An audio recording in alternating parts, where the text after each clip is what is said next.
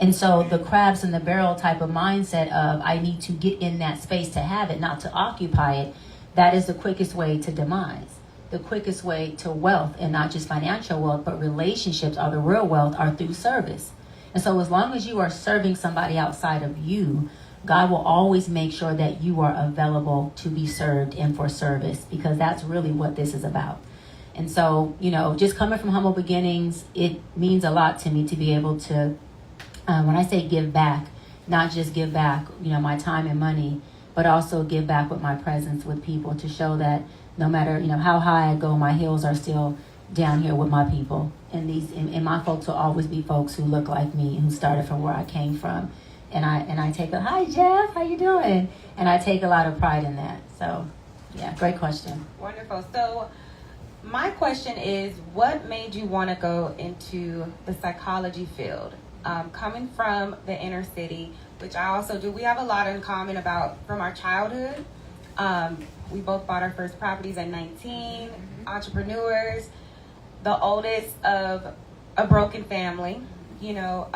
What made you want to go in there, in that space? Because there's so few of us in that psychology space. Yeah, love that question. Really quick, shout out to Jeff. Jeff is a part of the Dr. Bryant team. He has been managing many things. One is our social media, a lot of our media stuff, our AI stuff. You name it. He stays on me about what I should do and shouldn't do. Do I always listen? I try my best to.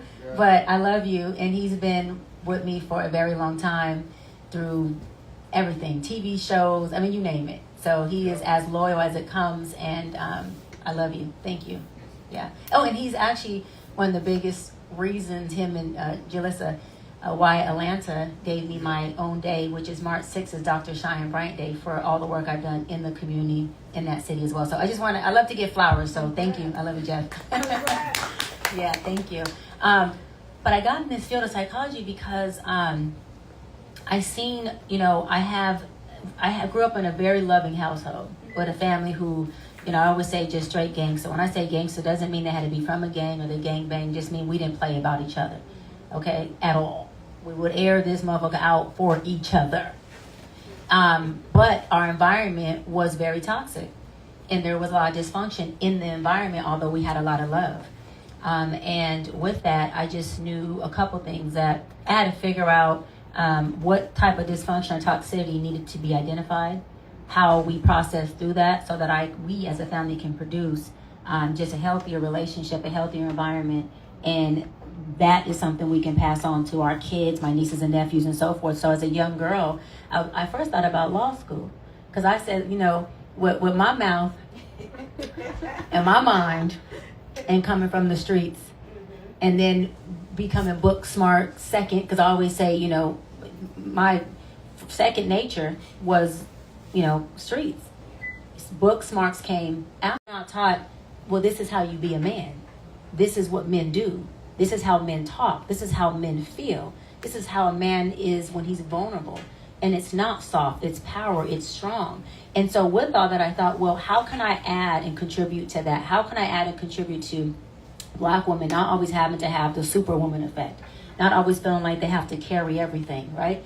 And in being able to trust, and how can I help Black women also learn that, there are amazing men out here. There are absolutely amazing Black men out here. But when you run into them, sis, can you nest in him? Can you nest in him? Can you be in the passenger seat and shut the hell up and let this man drive? He showed you he can drive.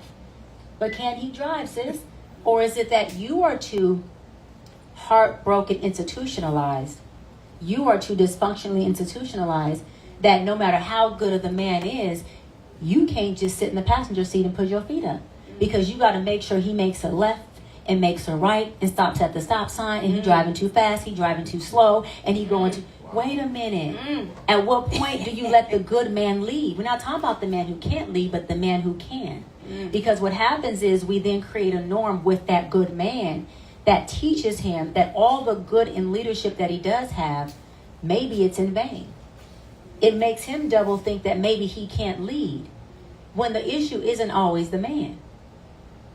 And this is where I got a little bit in trouble, which I don't care, with some of the Black women is because I started to hold everybody accountable when I've always been fair. There's also accountability, sisters, we have to take. And we have to teach each other, right? How we nest, how we trust. Not only men, but each other. Because until we can trust our man to lead, no matter how good he is, we won't be receptive to it.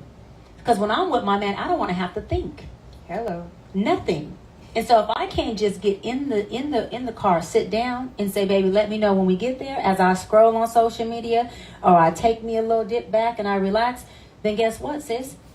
Say, now it's just a conversation, because every problem is just a conversation away from what? A solution. But if we're not having conversations and effectively communicating, then we have nothing but issues and no resolution. And if all of our conversations, or are we a community that can, now we got an issue with you. Now we want to cancel you. But you can't cancel what you didn't give. Hello. Next. I just love her. Love her to death. So you talked about this a little bit. So let's dive into what made you write Live Your Purpose. I think it's important that we touch on, you talk about being in the wilderness. You talk about different things in this book. And she did her homework, y'all. I did.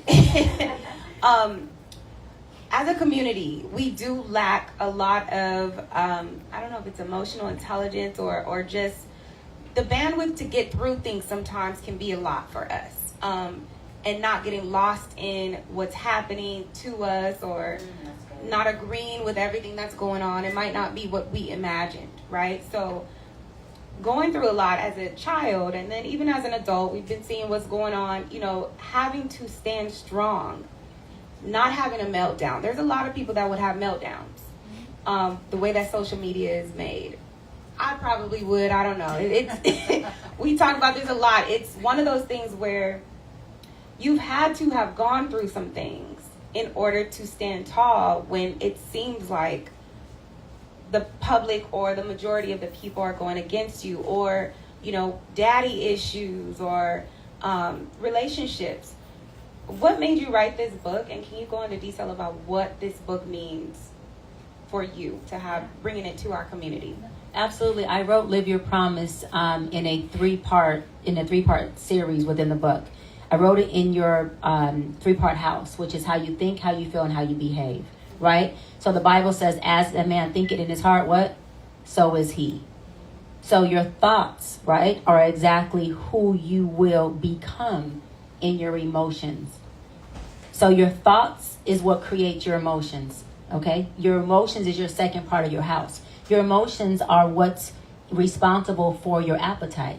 It's responsible for your desires and things. So women who are promiscuous, that's an emotional response. Men who are womanizers, or who are with multiple women, or even you look at the prison system, men and women who are, high on the list of committing crime, who are in prison, those folks are more highly emotional, and they're not as emotionally regulated, which says that our emotions control how we feel, and our feelings then dictate how we are going to behave. So your three-part house, how you think, how you feel, how you behave. Now, this is the part I love about the most. The only part of your house that causes a result is what? How you behave. Your actions are the only thing that causes a result.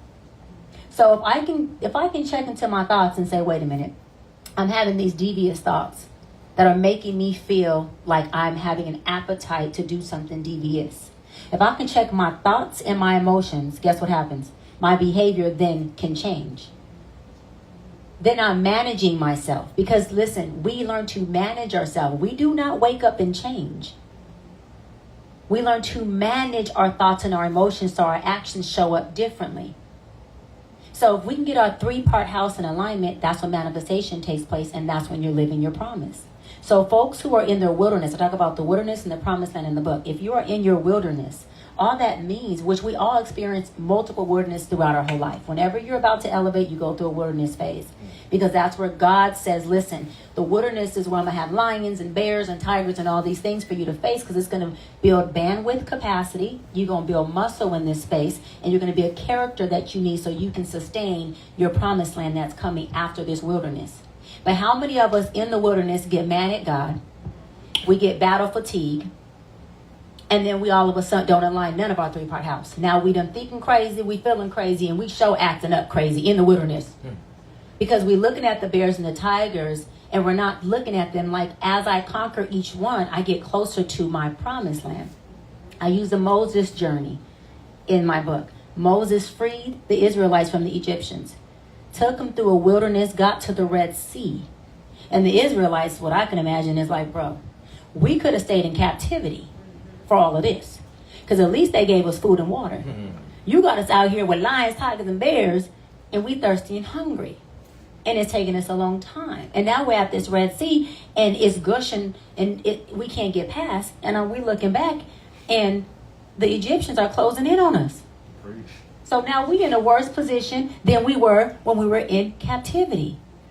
But God did say his thoughts ain't your thoughts and his ways ain't your ways. So when he puts you in the wilderness and you know his ways are not your ways, and he also tells you to be anxious for nothing but make your requests be known to God. And then he says this, I'll make your enemies your footstool. No weapon formed will prosper. There's a few things in that. I'll make your enemies your footstool. That means I have to have enemies in order to have what? Footstools. So why are we tripping when the enemies start to show up? Talking to you, social media. I'm sorry, I'm back. I had, let me check my 3-part house. Let me check my 3-part house. God said the weapons will prosper. Will form, but they won't prosper. So when God expands your territory, he says your job is to possess it and have dominion over it. My job as God is to protect it. Why do you think he said, I will protect it? Because when I expand your territory, with much territory comes more enemies. But you need the enemies so they can be your footstools, because the more footstools you have, the higher you go in elevation.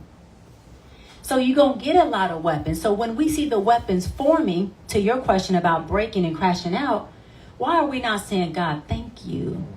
Because you've given me many footstools. Why are we going, no, please stop? I'm going, God, rev it up, double down, and run it again. Because if my enemies are any example of what my power is, my elevation is, then we have to then understand why people like Malcolm X, Martin Luther King, John F. Kennedy, the list goes on and on, had so many enemies to the point where people actually assassinated MLK. But these are people who were their footstools. They were too powerful. Say it again. They were too powerful. Say it louder. They were too powerful. There you go. And so what I'm saying is, I use the wilderness and the Moses journey. When they get to the Red Sea, right? Moses he ain't explaining all this, because Moses is a little bit like me, who said, I'm not explaining and proving nothing. I'm going to let God move through this thing and you will see. He took his rod and wished across, and the Red Sea opened up. But let me tell you how amazing God is. The Red Sea opens up. They take their little tails and go across the Red Sea on dry land. Did y'all hear what I just said? On what kind of land? Dry. Why was the land dry? The wind. But why was it dry?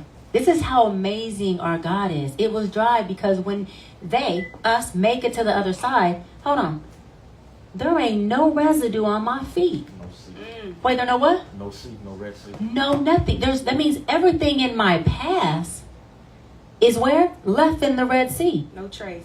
Baby, there's no trace. Amen. Nothing. Because you crossed over. Then he closes up the Red Sea so that the enemies, which were the weapons that were forming, could not prosper. So why are we tripping again? Preach. Why are we tripping again? Why are we letting our mind create an emotion in us that's called a false narrative, when God already told you what it is, and he said his promises never return void? We can stand on his promises. This is where they messed up at. I talk about in my book. They get across the Red Sea. Cheyenne Bryant shares her legitimate doctorate and talks about her background and the degree. That is how she's sharing out everything that maybe you would have been or you want to know. So comment down, like, share, and also subscribe to the channel. Bye bye and ciao ciao.